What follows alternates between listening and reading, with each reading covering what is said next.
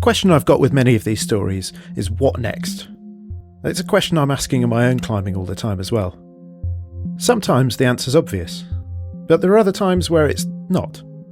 And upping the ante clearly has a limit. That limit doesn't remain constant. Changes in fitness, circumstance, and the world around you have a big impact. And over the past 20 years, my own enjoyment and motivations and satisfaction has changed a lot. I think that's a process most of us go through. You're listening to Factor 2 from UK Climbing. We finished that kind of 3 months in America, me and Ivan and Jason. You know, we'd done 3 rides a day. We nipped up the nose, not free, but we nipped up that in 11 hours. And we did Astroman one afternoon, like it was nothing. And that's not kind of me being like, we were so good. But we were doing so much, so many kind of long routes. And, we were really fast, really efficient. We'd had a great time. And we were like, it's just brilliant. But we were also kind of like, well, what's the next step with this sort of, this fitness and this confidence we've got? And we were just like, me and Ivan were just like, right, let's go to Patagonia. And Ivan had never held an ice axe, but he lived in Switzerland. So I was just like, right, well, go home and just, get some ice axes and, some crampons, and at least learn how to put them on and go and use them a little bit. So he did that. And I went home and I maybe did a tiny bit of work and basically just got a credit card and just told my mum, and I'm going to go to Patagonia, and I just put it all on, my credit card.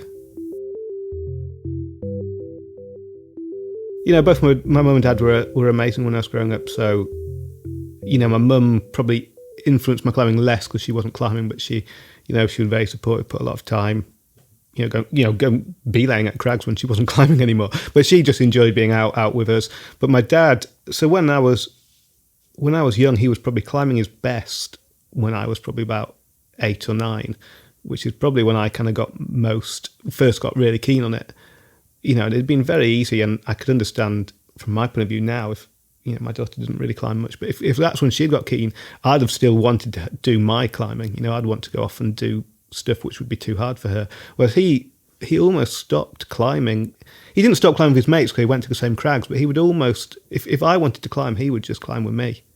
And he really enjoyed doing routes at my level. So even, at that point, the routes were quite easy for him. And he just loved doing them and doing them with me. But he never made me climb at all. So we'd have weekends, we'd go away to go climbing, and if I wasn't enjoying that first route, they'd just be like, "Oh, well, you don't need to climb. We're not gonna make you climb." And either we'd go and do something else entirely, or maybe my dad would go and climb with someone else. But there was never any kind of like pressure to climb.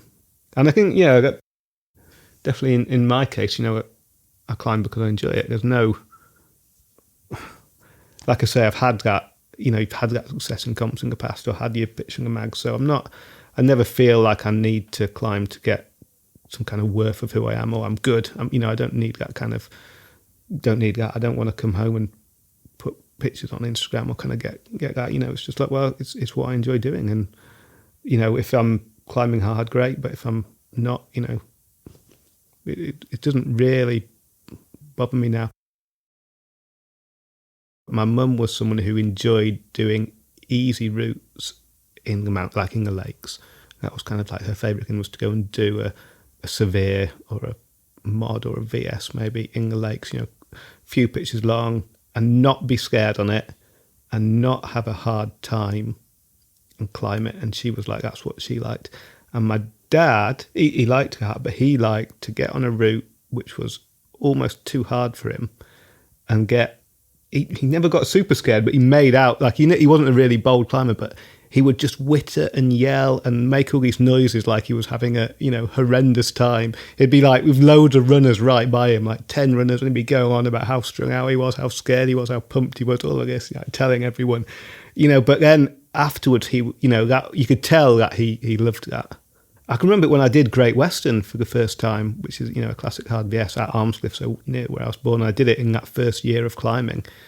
But my dad, obviously, chatting to him like before I did it, he was like, oh, Great Western, oh, I can move where you go to, and he could obviously remember all of that. And when he'd done it, back in the day with just a sling around the spike or whatever, it was obviously quite a big deal for him. And he could remember that. He was living it, he was telling it to me, and then I went on it, and I was like, well, this is amazing, remember all that. And it was the same for me, like, you maybe didn't enjoy the struggle at the time, but they were the ones which afterwards you were like, that was brilliant. That time when I almost gave up, or I almost turned around, or I almost didn't commit, that's what afterwards you're like, that was brilliant. That's what kind of climbing's about, isn't it? And that's what you're chatting the pubs about now, isn't it? When I go with my mates, you're not chatting about that time you were cruising up 8 seas in Spain or whatever. You kind of talk about that. Not that I ever have. But, you talk about that time you were really scared and you had, had that battle on that loose trad route or whatever. They're kind of the ones which you remember and which I kind of climb for, even though I do it much less now.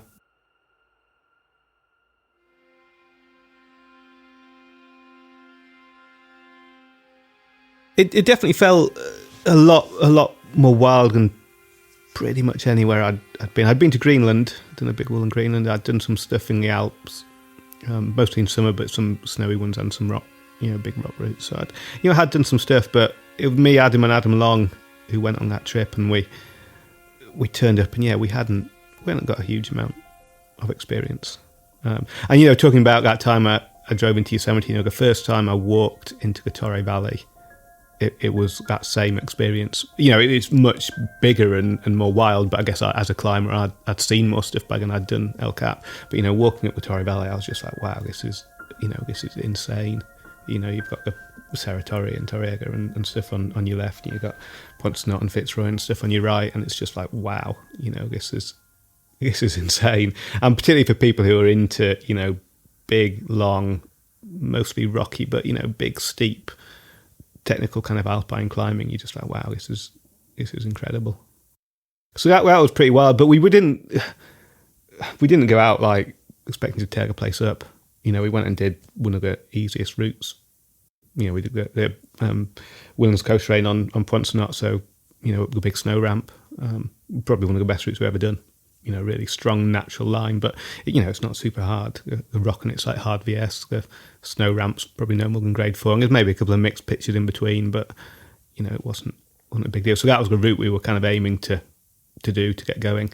And we ended up, I think the weather window was like day 2, so we'd arrived and we hadn't even shopped properly. I know on the push day, like me and Ivan, the food me and Ivan had, Adam had loads of sweets he'd got with him, and Adam had some power gels which he'd brought with him. But me and Ivan hadn't brought anything. And we went to like a shopping town. We'd bought I think we had a block of cheese and a pepper. So that was like the food we took on the climb, was like a block of cheese and a pepper. We were eating this stuff. And Adam was like eating these Haribos and stuff the whole day. And we got to the top and me and Adam were like, oh, we're really tired. So Adam gave us an energy gel to share. So we shared this energy gel, me and Adam, a little boost energy gel and abseiled down. But yeah, it was amazing. And I think we were maybe the only people who topped anything in Patagonia that year. It was even that day, the day we topped out was really pretty bad weather. But you're more sheltered on that side, but we were kind of like, well, this isn't that bad. And I've climbed in Scotland in weather like this. This doesn't seem too bad. So we just kind of carried on. And then abseiling down, you very quickly got off the ridge and onto that snow ramp, which was pretty sheltered. And obviously back into big boots at that point, back into your winter climbing gear. Adam went home. He went to Piney and walked around there and then went home. But me and Ivan basically hung out in Chalten for 2 months, not really climbing. Never got on a route again, a big route, I don't think. Walked up valley a lot. But it was pre-internet, pre-tarmac road, so you couldn't really get weather forecasts. You were just looking at the pressure on your watch and making vague decisions about what you thought the weather was doing. And every time it looked like it was getting good, you'd walk in, and then mostly it just shit out. But we had a great time. It wasn't like we were sat moping around. We were like, this is great. Look where we are. And we're kind of doing bits of bouldering and hanging out. We hang out with Kevin Core and Alan Mullin up in the Torres, up in Bridwell. The camp up there was called Bridwell. Hanging out in the hut.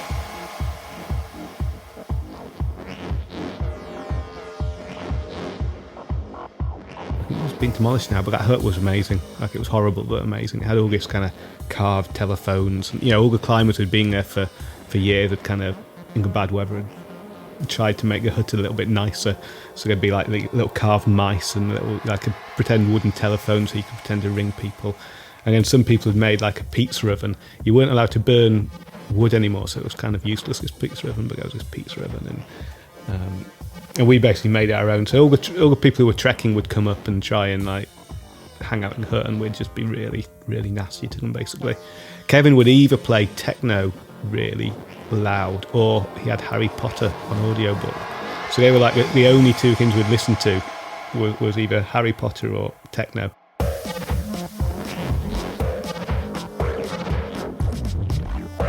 Regardless of the time of the day, he was one of these people, he's like Sam Whittaker, one of the few people who can put techno on at like 9 in the morning, completely sober, and like, yeah, it's brilliant. Kevin was like that. So you'd get up and have like your coffee in the morning, it'd be like industrial acid techno playing. You were having a great time. We met Bean that first year. So I'd met Bean in America. Me and Ivan and Jace had met Bean at the Needles, and we'd got on really well with him.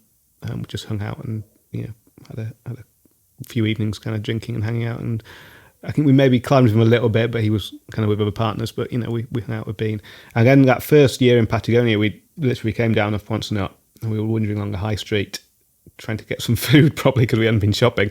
And we bumped into Bean, and he was like, "Oh, how did it go?" And he was kind of chatting, and it was kind of this weird conversation because I think he's just assumed we'd turned round, because basically everyone who'd gone climbing in that window had turned round before the top. And we were chatting about this route because he knew we were trying the Willens route. That's what we'd gone to do. And he was like, and eventually he was like, "Oh, so how high did you get on it?"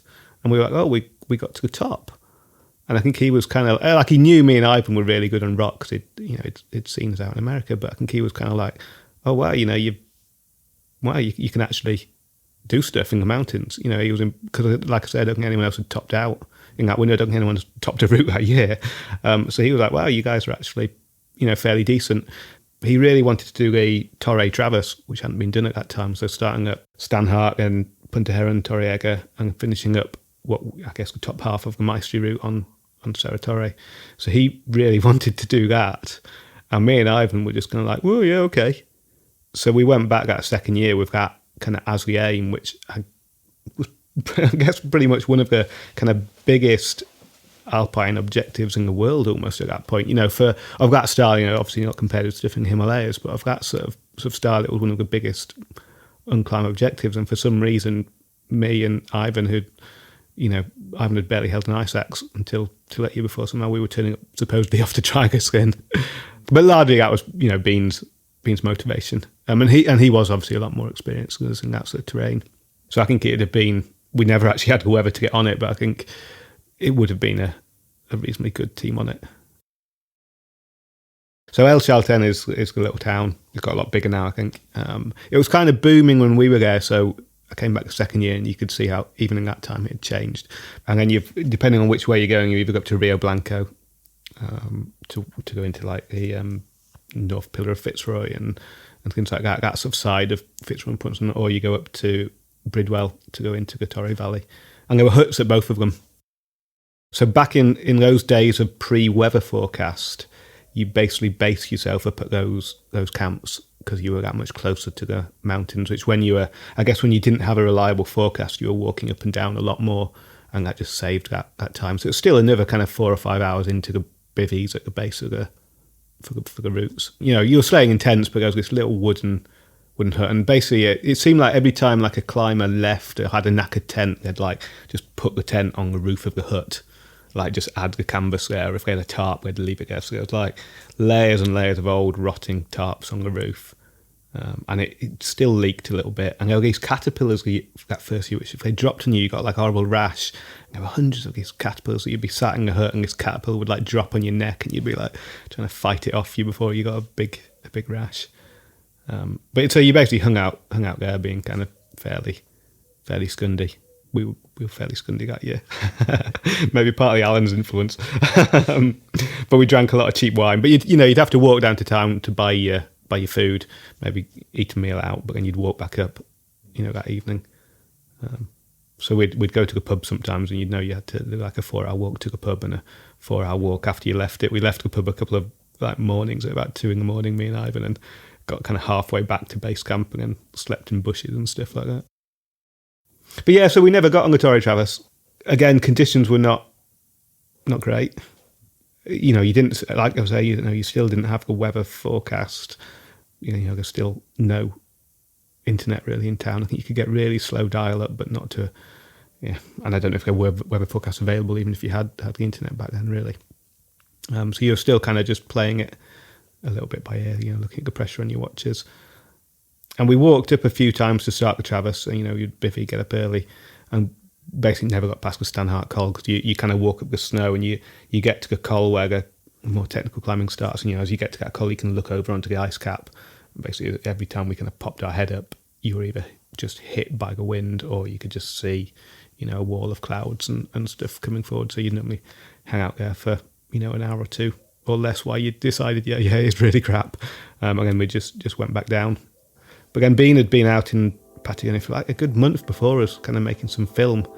So I think he was feeling a little bit kind of run down from hanging out in squalor for a few months before we'd got there. So he went on a little part of the cruise holiday to Bariloche to kind of actually get some climbing and, stuff done. So, and basically he got on the bus and left, and the weather just went really good. Because it had been bad for so long, the Torre side was just covered in snow. And as it became good, it was just all going to be stripping off it. So it was all going to be just shit ice and snow just falling on you. All the cracks were still with snow on that side. Whereas the other side of the valley, so now looking at kind of like a west face of Fitzroy, southwest face of kind of Fitzroy and Pontsenot, and all those were a lot cleaner. They don't hold the snow in the same way. And also we didn't have Bean with us, so we didn't want to get on the Traverse anyway. So me and Ivan just kind of switched to doing these long rock routes on the other side of the valley. I think because you didn't have the weather forecast, things were still quite, you're quite nervous setting out on these climbs. But because I think there'd been quite a lot of people coming from that kind of Yosemite scene were moving down, the people who were, a bit like me and Ivan, who had done things like El Cap in a day, people who were used to getting on rock routes of that sort of size, and definitely in the American case were decent at doing bits of French Pyrenees as well. But, and then you'd look at something like, that face of Pontsenot, and it was, it's not as steep as El Cap. It's not as sustained and hard climbing as El Cap. There's a lot more, it's alpine granite. There's a lot more features on it. So you're looking at these routes and saying, well, actually, rather than heading up there with bivvy gear and food and all of that, I reckon we can just climb this in a day. So a few people have been doing that, but we were quite near that kind of the front of that style of climbing. So we were getting on these routes, and you'd walk up to the base, in your big boots, your mountain boots, but then we'd quite often just leave the mountain boots at the base of the climb. So you'd be setting up often like the southwest face of Pontsenot or St. Exupery or Fitzroy, as was later the case, without even taking gloves or waterproof trousers or big boots with you, which, if the weather became bad, would be horrendous. But you're going really fast and light, quite a small racks of gear relative to what people used to take, one little rucksack with a litre or two of water and some, a little bit of energy bars, maybe a duvet jacket each for belaying in, but not much else. And you're just moving so much quicker. So we were going that style. At the same time, we weren't, completely stupid. So as soon as you saw any change in weather, either, looking at the pressure on your watch or seeing clouds or feeling the wind arrive, you had to be prepared to move equally quickly in the opposite direction. So you had to make that call to retreat pretty quickly. And we had a couple of times when we saw what looked like bad weather and we were just like, right, go down. And then that weather never, that bad weather didn't materialise, and you're like, oh, we could have pushed on. But you were kind of like, well, that's the payoff. As soon as you feel that doubt, you've got to make the call to go down, because if we get caught in a storm without gloves and without, just in rock boots, you're gonna get absolutely hammered. We went on Pontsenot again first, me and Ivan, even though we'd already climbed it from the other side, and we went to do a new route on it, and I think we did climb a new ramp line. So we climbed this ramp, which then kind of joined. We were trying to go direct, but you couldn't go direct, so we went all the way up this ramp, which happened to join the Fon Rouge.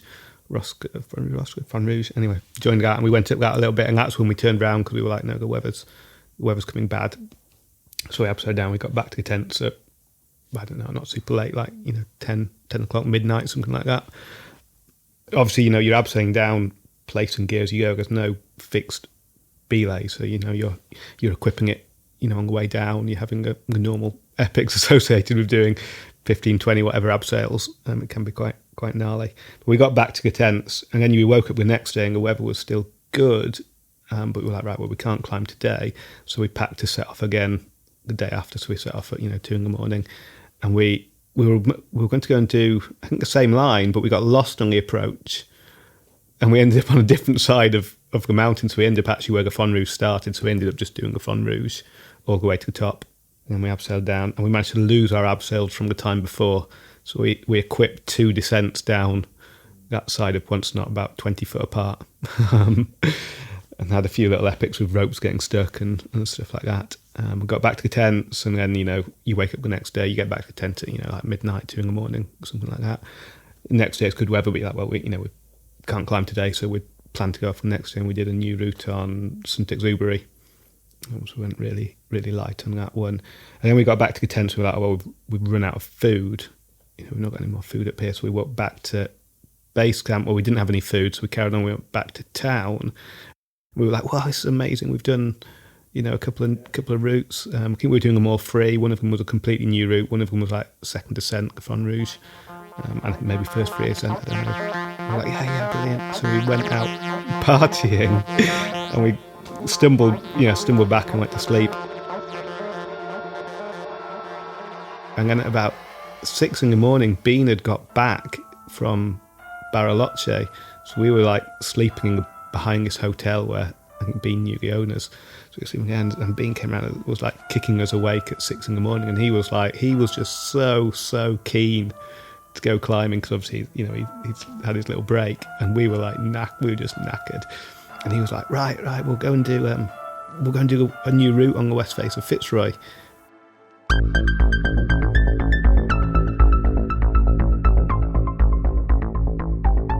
And so that west face of Fitzroy is one of the southwest faces, one of the biggest faces. And it's 1,600 metres from where the really hard climbing starts, but it's about nearly 2,500 metres from the valley floor. So the bottom bit's kind of like VS maximum and maybe Scottish grade 4. He spotted a new line he wanted to try. I was like, we'll go and do this route on that face of Fitzroy. And me and Ivan were just like, well, yeah, whatever. I've got quite a bad hangover, but if you're making decisions and kicking me, I'll just go with the flow. It was easier to do what he wanted than make a fuss. So we were like, right, it's 4 hours walk to base camp. We'll set off walking. We can make 4 hours. And we got to base camp, and he's like, no, we're not stopping. We're not stopping at base camp. We're going to carry on. And we're like, oh, okay.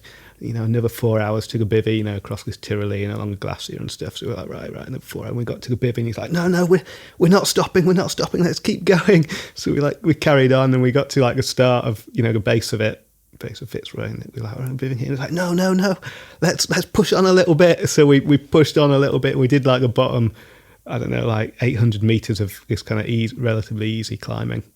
And we got to this point on the ridge. I think we got there about 10 at night, and he was like, right, we'll stop here. We were like, okay, Bean, whatever you say. So we stopped there, but we didn't really we had one sleeping bag, and so we kind of made this little platform with some loose rocks in the snow, and we all like zipped up our jackets and got under this one sleeping bag. And he was like, right, we'll sleep here for a bit. So we tried to get some sleep, but then he was like, right, we're going to get up at 2. So we went to bed at like, by the time we'd made it, we went to bed about half 11, and then we got up at 2, having barely slept anyway. And he's like, right, let's go. Had a bit of breakfast and just set off on this going on the west face. Anyone who says they enjoy getting up at, in a cold tent at midnight or 2 a.m, I think they're just lying. It's always hard to get going, and yeah, you're cold and you're trying to eat. You're trying to eat as much as you can, because this food's here now. Let's just eat as much of this porridge or whatever that we can, so we don't have to carry it on the climb, get as much fuel in and drink as much water. And that's all. It just feels like hard work. And I think, very quickly, the new route he wanted to do wasn't going to happen. Just when you go, we weren't quite as lightweight. We did have the big boots with us on this one. I think we had like one ice axe to share, a bit more kit, and we had got a sleeping bag. But we still felt pretty lightweight. And, it became apparent that the line he wanted to do would probably require a bit of aid climbing and stuff. So we just did the Slovak route which I think Kevin and Alan had tried it. They'd got pretty high on it. Silva Cara and Rollo had done. Did they do it in a day? I think they did the second ascent. They did the second ascent in a single push. Yeah, I don't know how long they took, but I hadn't quite freed it. But we managed to do it free. Yeah, we did that, which was kind of crap. It was probably the worst route we did. Of all the routes we did, it was probably the worst one. It was just pretty chossy climbing for a lot of it. Considering the length of it, it was like the top bit was good, where it joined the California route. It was quite a strong line, but it wasn't the best. There's so much of the rock in Patagonia is amazing, and climbing was amazing. That was kind of like fairly average, but it was pretty big. And then that one was a bit horrific. It was just being so keen, and we didn't really have any proper food, so we had loads of energy gels. Bean had got loads of energy gels, so we had those, and he'd got some nougat. So we had energy gels and nougat. That's all we had. We were just eating energy gels and nougat. And we had some Pro Plus tablets for when we got really tired. We used to just take, are they just caffeine tablets? Yes, we'd just take those when we started getting really tired. I don't know, I don't even know if that was what it was called. It was some tablets Bean gave us. God knows what he was giving us. It was probably speed. And we got halfway down the descent. So it was now the second night, and we were still just going for it. We hadn't had much sleep, and we were just abseiling down. And we got down to like a bit of snow below the Franco route, which we'd abseil down. So we'd abseil down the other side of the mountain, and we were really knackered. And we had a bit of coffee, but we didn't have any coffee filters. So I remember using my Gore-Tex jacket as a coffee filter. Like, like you're in a pocket, it's got like a mesh in it. So we kind of opened my pocket and put it over this mug we had and made coffee through my pocket of my jacket. We drank this coffee and took a couple more of the tablets. And abseiled down, we got on the glacier. So we were just stumbling down this glacier like idiots, basically. Yeah, we were knackered. It was kind of good, but yeah, it was hard work. So we got back to town. I think it was like 56 hours after we'd left town, and yeah, we were fairly spent, I guess. It was a 10-day window we had, which in retrospect, if you knew it was a 10-day window, you could have set off on something amazing. But every day you were like, well, it could just shit out at any point. We had no belief that it was going to be a window of more than like 6 hours. You'd just set off like it could just go to shit at any moment. You weren't terrified the whole time, but the whole time you were just really aware, particularly when it was me and Ivan, because we were going lighter. We were on slightly smaller things, me and Ivan. I don't think we did anything which took more than like 20 hours, just in the pushes. But you were kind of like, just the whole time you were aware that you felt quite strung out. Because, doing 20 abseils down, relatively steep but alpine granite with a lot of kind of flakes and ledges is, through a night, with just your head touched on, wearing your rock boots, you've not got trainers, it's quite grim, and, your ropes get stuck and you have to reclimb pitches or jammed ropes and all of that stuff. So yeah, it felt reasonably kind of ballsy at the time for me. I remember when I think it was actually on Desmachada, the last one we did, and we were abseiling down, so we were a team of three. So Ivan and Bean, because they're both bigger than me, they're pretty similar weight, so they would simulab down, and they would go first simulabbing with the belay, with the backup in, and they'd kind of find the way. So it often took them quite a way, while they had to untangle the rope, find the belay, all of that. And I'd be sat on this, on the belay, and it'd be dark, and I'd be cold. I'd got up early, and it was now. I think that was like a 24-hour push we did in Desmachada, and I was kind of like, I could have just gone to Spain. I remember sitting on one belay. I think I was just really cold. I was probably a bit grumpy from lack of sleep and hungry. I was just on this belay in the dark with my head touch turned off, to save the battery. And you could just hear Ivan and Bean down below somewhere, but not very well, and you're kind of like a little bit lonely on this belay, a little bit strung out, a little bit scared, a little bit cold, a little bit hungry, a little bit grumpy, and I was kind of like, I could have just gone to Spain sport climbing, and I could have taken my wife with me, and I didn't have a kid back then. But you were kind of like, I could have just gone to Spain for 2 really nice weeks sport climbing. My wife would be with me. We could be having a lovely time, eating nice food, staying in an apartment. I do remember, those exact thoughts, but you forget those bad bits, don't you? You remember the good bits.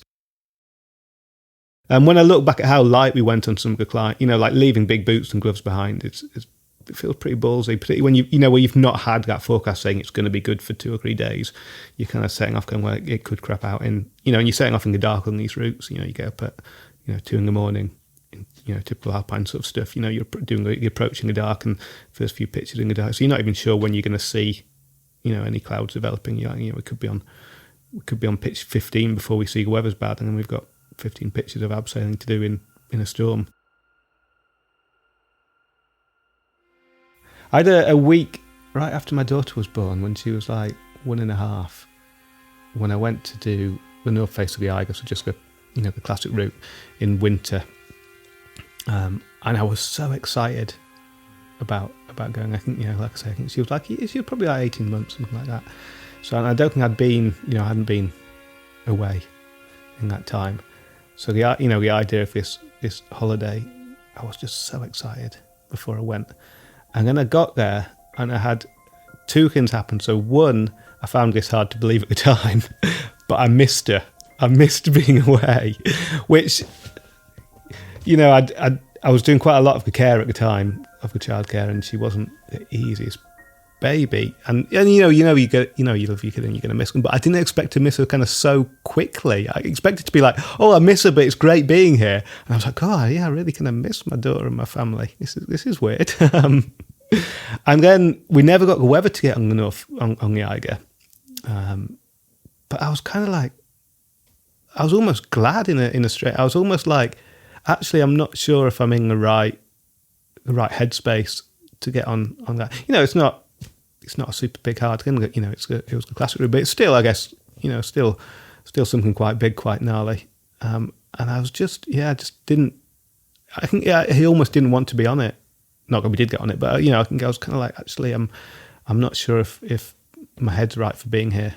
And I've done a few alpine trips since, but I think there are a lot of people who still climb amazingly bold, big stuff after they've had kids and have a family.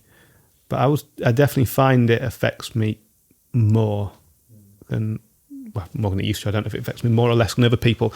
But yeah, I find the idea of being away and being on something which is that kind of bit of dangerous and danger outside of your control, I find quite hard now.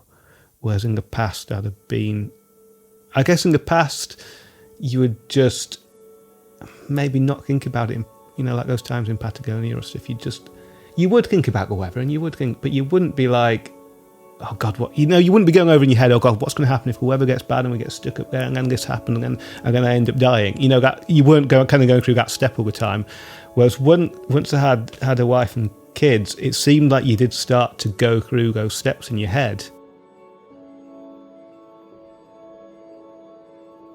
I don't think I've ever put these 2 things together before, actually, but my dad died in a climbing accident. You know, he died in Greenland. And, you know, obviously it did affect me at the time, but I'd left home. So, you know, he wasn't in my day-to-day life anymore. You know, I didn't live at home. I lived elsewhere. You know, I'd started my own life. And, you know, at the time I was able to, it didn't really affect my climbing. You know, I wasn't like, you know, I feel suddenly scared or feel anything like that. But you know, looking back at it, you know, particularly now I've got a family, and you know, going into maybe those environments where similar to where he died, you know, I guess you've got first-hand experience of what it's like to be bigger people who are left behind. And like I say, for me, I was starting my own life, so it didn't affect me on that day-to-day level. You know, obviously you think about it day to day, particularly to begin with, but you know, it wasn't like I was coming home to a house where he suddenly wasn't, or I wasn't, you know.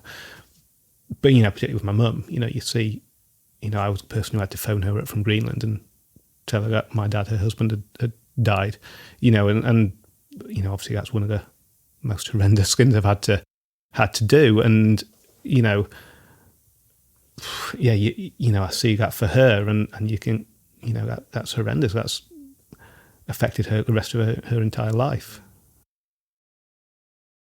Yeah, and you know, at the time, I was, you know, when I made the phone call, obviously it was horrendous, and there were, you know, a few points when we were still in Greenland where things were, you know, where I was, you know, obviously upset. But there were times when I was almost able to, I don't know about ignore it, but there were times in Greenland, so even right after it happened, when I was laughing and joking about stuff. And I remember we came back to the airport, and obviously we were meeting, my mum came to meet us, and we came into the duty free right before we got out to the gate where we would meet her. And Gaz, probably to try and avoid seeing my mum straight away, he was probably trying to hold back, but he was kind of joking around with some of this stuff, and I ended up joking around with him as well with some of this stuff in the duty free, even though my mum was just right out, just there, just outside of that door.